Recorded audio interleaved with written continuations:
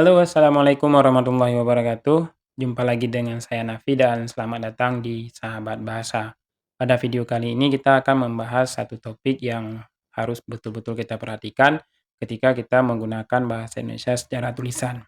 Topik yang kita maksud itu adalah punktuasi. Punktuasi dengan bahasa yang mudah kita pahami dan istilah ini sering kita gunakan dalam kehidupan sehari-hari terutama dalam studi bahasa Indonesia yaitu tanda baca. Jadi punktuasi ini disebut juga tanda baca ya, sama dengan tanda baca. Jadi teman-teman, istilah lain untuk tanda baca yaitu punktuasi.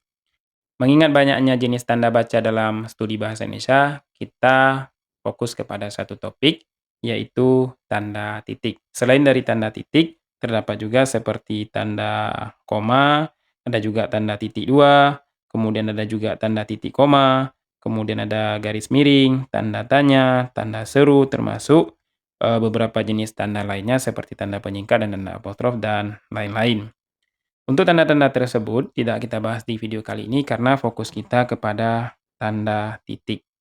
Ketika kita menggunakan tanda titik, kadang-kadang kita tidak tahu di mana harus kita gunakan. Dan aturan-aturan yang berkaitan dengan tanda titik ini lebih kurang ada 11 aturan dan aturan ini kita ambil dari Pedoman Umum Ejaan yang Disempurnakan edisi kelima. Jadi teman-teman, ikuti terus video ini sampai habis agar bisa mendapatkan ilmu yang bermanfaat. Jadi buat teman-teman yang belum subscribe, di-subscribe dulu untuk pengembangan channel ini ke arah yang lebih baik lagi. Baik, langsung saja kita lihat pada aturan yang pertama. Di sini disebutkan bahwa tanda titik digunakan pada akhir kalimat pernyataan. Kalimat pernyataan ini disebut juga kalimat yang menyampaikan suatu informasi, ya, suatu informasi ataupun suatu berita. Jadi, ketika kalimat itu berakhir, kita gunakan tanda titik. Istilah lain untuk kalimat pernyataan disebut juga kalimat deklaratif. Deklaratif atau kalimat yang mengandung informasi ataupun suatu berita. Di sini ada contoh, mereka duduk di sana. Ketika pada contoh kalimat mereka duduk di sana, di sini terdapat satu informasi yang memberitahukan kepada si pembaca bahwa teman si ini sedang duduk di suatu tempat, sehingga ketika setelah kata di sana, ini menunjukkan kalimat yang sudah berakhir dan di sini kita gunakan tanda titik. Ada dua istilah lain selain dari kalimat deklaratif, yaitu kalimat namanya kalimat interrogatif. Ya, kalimat interrogatif. Kalimat interrogatif ini disebut juga kalimat tanya, karena pada akhir kalimat ini menggunakan tanda tanya, dan di awalnya itu menggunakan bentuk kata tanya. Ketika kita menulis sebuah kalimat interrogatif, dan kalimat itu diakhiri oleh tanda tanya, teman-teman tidak perlu menggunakan tanda titik di akhir kalimat, karena tanda titik di kalimat interrogatif itu sudah ada di bawah tanda tanya. Dan satu lagi selain dari kalimat interrogatif, yaitu kalimat imperatif ya, kalimat imperatif. Kalimat imperatif ini disebut juga kalimat seru ataupun kalimat seruan. Bedanya dengan kalimat interrogatif menggunakan tanda tanya, sedangkan kalimat imperatif menggunakan tanda seru. Jadi sama sebenarnya ketika kalimat itu berakhir, kita tidak perlu menggunakan tanda titik setelah tanda seru. Alasannya karena di bawah tanda seru itu sudah ada tanda titik. Fokus teman-teman ketika kita menggunakan kalimat deklaratif atau kalimat pernyataan yang menyampaikan suatu informasi atau suatu berita atau menyampaikan sesuatu eh, kabar ketika kalimat itu berakhir, maka gunakan tanda titik di bagian akhir. Jadi ini aturan yang pertama. Kita lanjut ke aturan yang kedua. Tanda titik digunakan untuk mengakhiri pernyataan lengkap yang diikuti perincian berupa kalimat baru, kemudian paragraf baru atau subjudul baru. Jadi di sini ada 3 topik. Yang pertama kalimat baru, yang kedua paragraf baru, dan yang ketiga subjudul baru. Ini aturan yang terdapat pada nomor 2 ada 3 topik. Saya ulangi sekali lagi yaitu kalimat baru, paragraf baru, dan subjudul baru. Ketika kita memulai sebuah kalimat, contoh yang terdapat di sini, ini kita mulai dari kata kondisi. Di sini, ini awal kalimat, sekaligus awal paragraf, kondisi kebahasaan kemudian berlanjut sampai ke bahasa di sini. Ini masuk dalam satu kalimat. Ketika kalimat ini berakhir, maka di sini kita gunakan tanda titik sebagai tanda bahwa kalimat ini berakhir, dan kemudian kita lanjut dengan kata agar dan berakhir di sebagai berikut, di paparan berikut. Ketika setelah kata berikut, kalimat ini sudah berakhir, maka kita perlu menggunakan tanda titik. Tanda titik ini bertujuan untuk mengakhiri sebuah kalimat. Setelah paragraf yang pertama ini selesai, kemudian kita lanjut pada subjudul yang baru di sini. Di sini ada nomor 1, tanda titik, kemudian latar belakang. Ini masuk dalam istilah subjudul. Ya, istilah subjudul. Ketika kita menulis subjudul, di sini tidak perlu menggunakan tanda titik. Nanti ada aturan yang di bawahnya yang membahas tentang tanda titik tidak digunakan setelah judul atau subjudul. Kemudian kita lanjut pada paragraf yang kedua.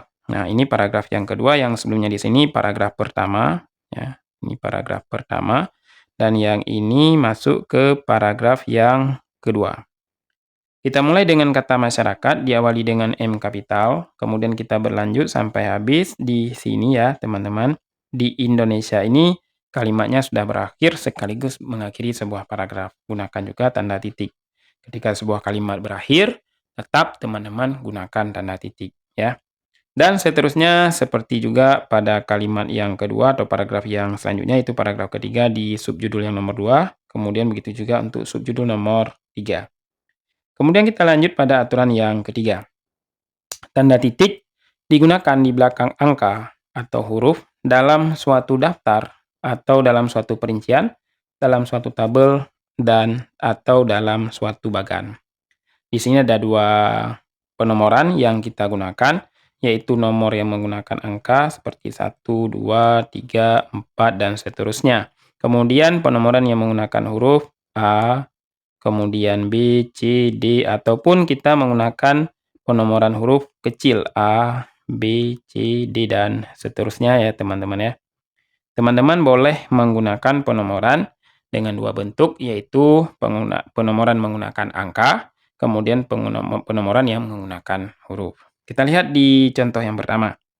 Contoh yang pertama yaitu penggunaan pada tanda titik dalam daftar. Dalam daftar ini, untuk memudahkan teman-teman, kita sebut istilah lain, misalnya dalam daftar isi.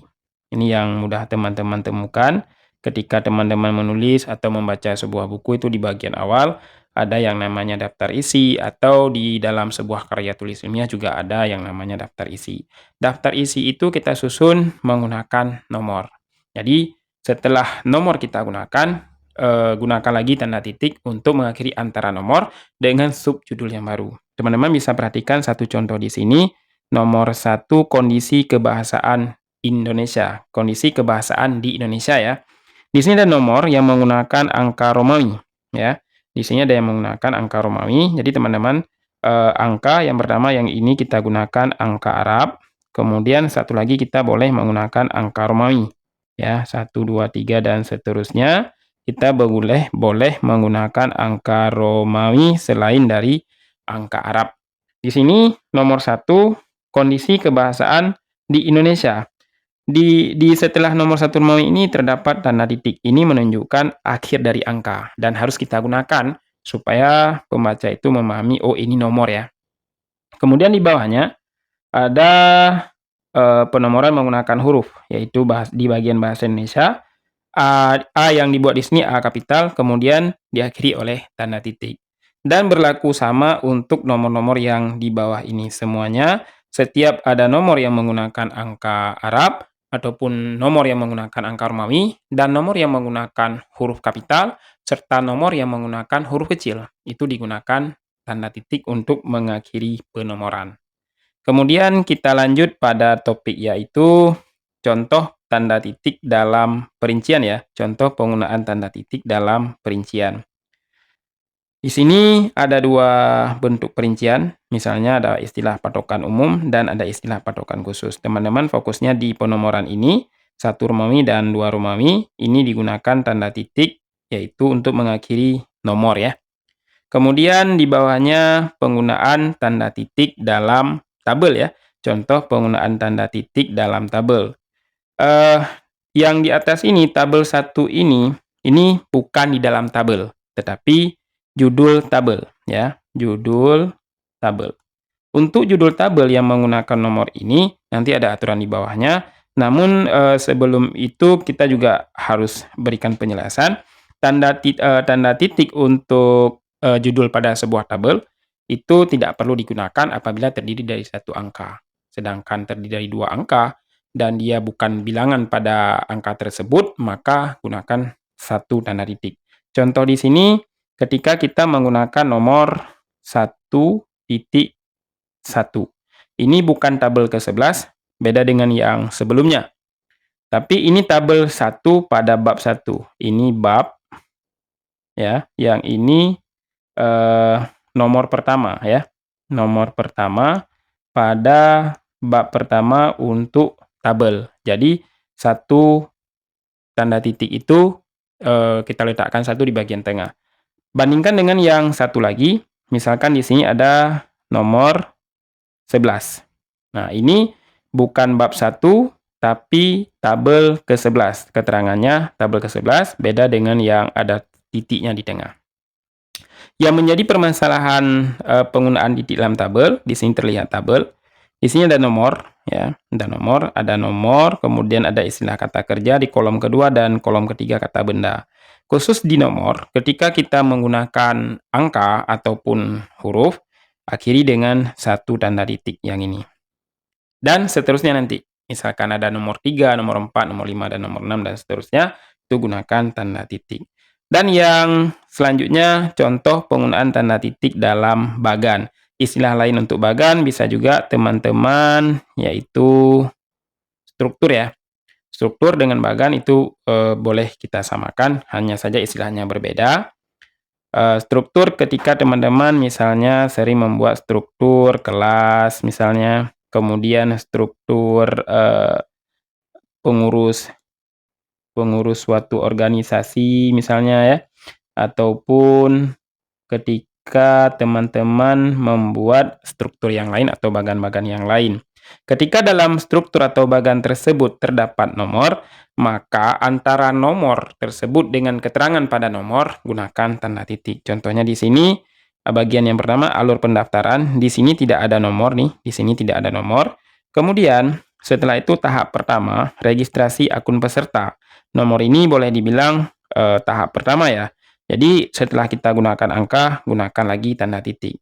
Kalau misalkan nanti teman-teman membuat struktur atau bagan tidak menggunakan angka Arab, tapi menggunakan huruf misalnya, atau menggunakan angka Romawi, tetap gunakan satu tanda titik, supaya terpisah antara keterangan tahap pertama dengan bagian yang pertama atau nomor pertama yang kita buat dalam bentuk angka Arab, ataupun kita buat dalam bentuk huruf, ataupun kita buat dalam bentuk angka Romawi.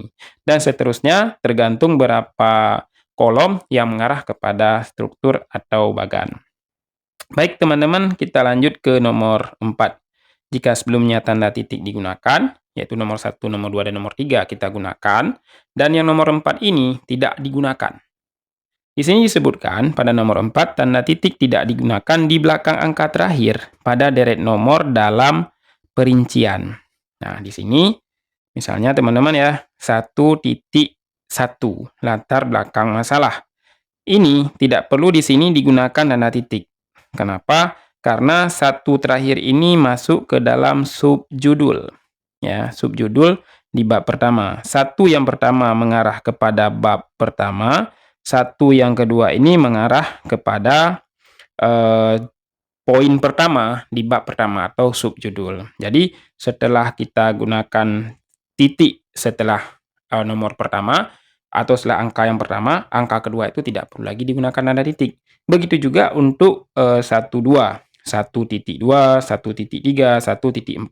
Apabila nanti setelah 1.4 ternyata 4 ini mengalami proses peranakan atau terdapat lagi subjudulnya setelah manfaat penelitian, kan dibagi jadi dua nih, ada manfaat secara teori dan ada manfaat secara praktis. Berarti manfaat ini dibagi dari subjudul yang pertama, yaitu di nomor 1.4. Ketika kita buat 1.4.1, Nah, ini menunjukkan satu ini menunjukkan poin pertama di 14. Satu yang pertama tetap mengarah kepada bab, dan 4 yang pertama yang kedua ini masuk ke subjudul yang 14. Sedangkan satu terakhir ini masuk subjudul dari manfaat penelitian ini bagian yang pertama. Kemudian diikuti dengan yang nomor 2 di bawahnya.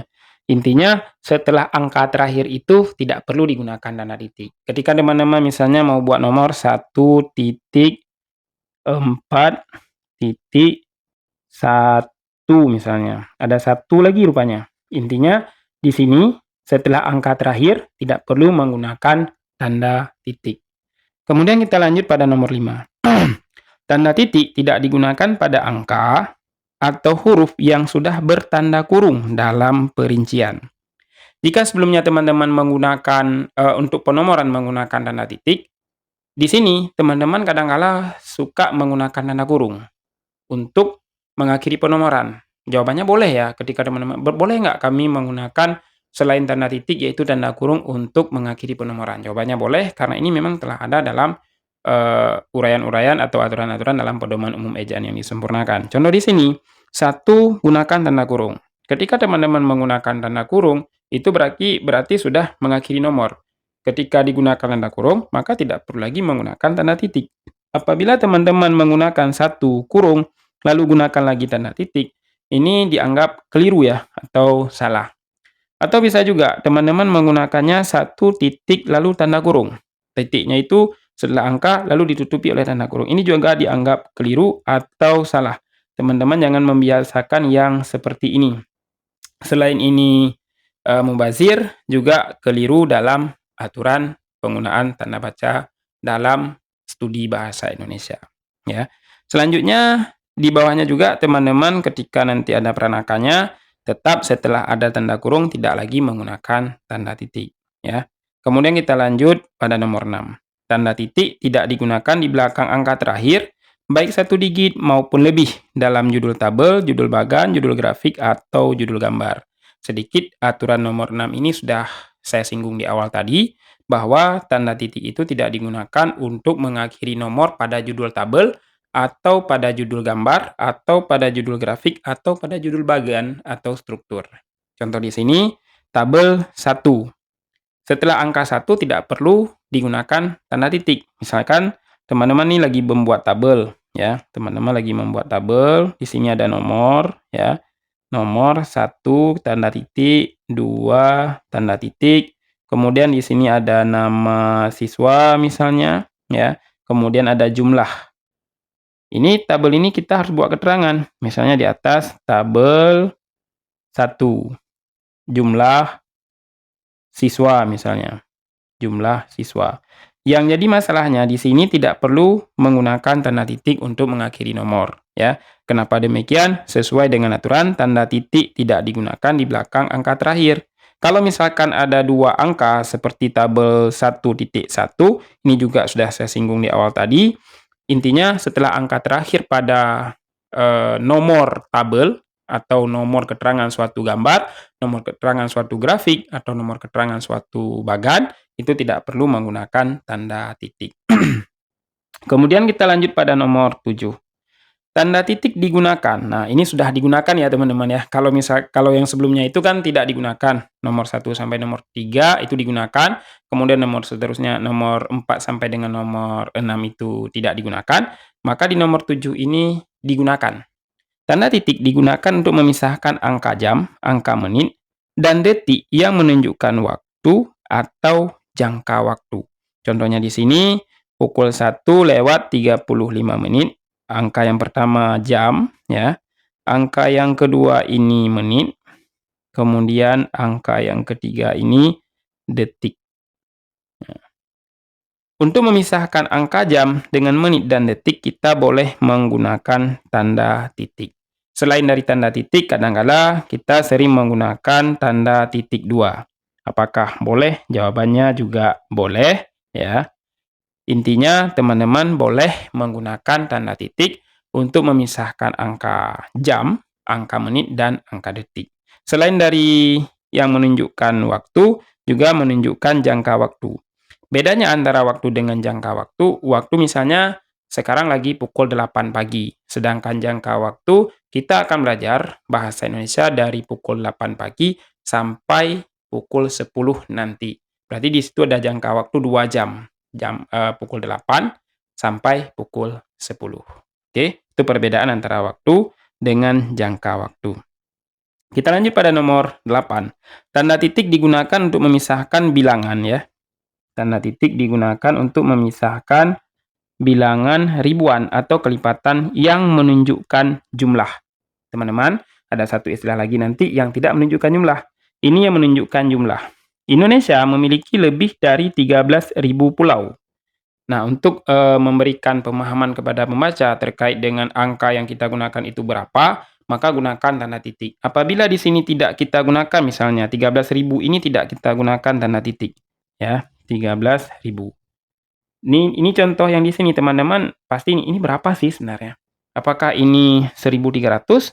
Ataukah ini 13.000? Ataukah ini 130.000? Ini yang benarnya berapa? Sehingga akan menyebabkan kekeliruan atau kesalahpahaman dari pembaca terhadap tulisan yang kita hadirkan. Jadi untuk menghindari hal tersebut, teman-teman gunakan tanda titik apabila angka tersebut menunjukkan jumlah atau bilangan ribuan atau kelipatannya yang lebih tinggi dari 13.000, misalnya nanti ada 100.000, ada 1 juta, ada 1 miliar yang ditulis dengan menggunakan angka, itu gunakan tanda titik. Contoh seperti contoh yang kedua, anggaran pendapatan belanja daerah tahun 2024 mencapai Rp 2 sekian-sekian. Nah, tanda titik di sini digunakan untuk memberikan kejelasan ini sebenarnya berapa sih. Nah, teman-teman bisa simpulkan sendiri ini berapa ya. Kemudian kita lanjut pada aturan nomor 9. Tanda titik tidak digunakan untuk memisahkan bilangan ribuan yang kelipatannya tidak menunjukkan jumlah atau kelipatannya yang tidak menunjukkan jumlah. Tanda titik tidak digunakan untuk memisahkan bilangan ribuan atau kelipatan yang tidak menunjukkan jumlah. Dia lahir pada tahun 1998 di Bandung. Tahun itu bukan bilangan yang menunjukkan jumlah, tapi hanya menunjukkan waktu kapan seseorang itu lahir. Jadi di sini tidak perlu kita gunakan tanda titik. Kalau misalkan teman-teman mau menggunakan tanda titik, di sini misalnya, itu sudah menunjukkan bilangan yang menunjukkan jumlah. Sedangkan tahun itu tidak menunjukkan jumlah, maka untuk tahun tidak perlu menggunakan tanda titik. Selain dari tahun, terdapat juga halaman pada sebuah buku. Ya, halaman pada sebuah buku itu tidak perlu menggunakan tanda titik. Teman-teman kalau misalkan tuh sering baca buku kayak ensiklopedi, kemudian kamus yang halamannya itu mencapai ribuan halaman, pasti di situ tidak ditemukan tanda titik di halaman-halaman yang sudah mencapai ribuan. Kemudian kita lanjut pada nomor 10. Tanda titik tidak digunakan pada akhir judul dan subjudul. Nah, ini juga sudah saya singgung di awal tadi. Ketika teman-teman menulis sebuah judul, kemudian ada subjudul, itu tidak perlu menggunakan tanda titik. Contohnya di sini gambar 3, yaitu alat ucap manusia. 3 ini tidak digunakan tanda titik aturan sebelumnya. Kemudian keterangan pada sebuah gambar alat ucap manusia. Manusia ini sudah menunjukkan akhir keterangan dari sebuah gambar. Di sini tidak perlu menggunakan tanda titik. Kemudian begitu juga untuk tabel, nanti ada grafik, ada denah, ada bagan, ada struktur. Ketika itu menunjukkan keterangan pada sebuah topik seperti yang sudah saya sebutkan tadi, yaitu tabel, bagan, struktur, denah, ataupun lain-lain, itu tidak perlu diakhiri oleh tanda titik. Dan ini juga tidak asing ya kalau misalkan teman-teman membaca sebuah buku, terus di bagian depan buku itu ada judul, kemudian di dalam buku itu ada bab, di setiap akhir bab itu tidak, maksudnya di judul bab itu tidak digunakan tanda titik. Kemudian kita lanjut pada aturan nomor 11. Tanda titik tidak digunakan di belakang alamat penerima surat serta tanggal surat. Misalnya di sini, yang terhormat Rahmat Hidayat ST, Jalan Sumbawa, Sumbawa 1 garis miring 18, Sumur Bandung ya. Ini Sumur Bandung, bukan Sumur Banding. Maaf, ini kekeliruan dalam pengetikan. Sumur Bandung yang bertempat di Bandung. Di sini teman-teman tidak perlu menggunakan tanda titik ya. Jadi jangan digunakan tanda titik. Kalau misalkan di sini teman-teman mau menggunakan tanda titik untuk mengakhiri sebuah alamat pada sebuah surat, itu dianggap keliru. Selain dari alamat surat, misalnya teman-teman menulis tanggal ya. Misalnya Aceh koma, tanggal 18 Januari misalnya, Januari 2025. Di sini, setelah angka 5 ini tidak perlu menggunakan tanda titik. Bentuk penulisan tempat dan tanggal surat ini teman-teman pasti misalnya ketika menulis surat lamaran pekerjaan, ya, surat lamaran pekerjaan ataupun surat-surat yang lainnya. Ketika akhir dari namanya tanggal surat, di sini tidak perlu digunakan tanda titik. Jadi, inilah aturan penggunaan tanda titik, lebih kurang ada 11 aturan. Sampai jumpa di video selanjutnya. Semoga pembahasan kali ini dapat membawa manfaat untuk teman-teman semuanya.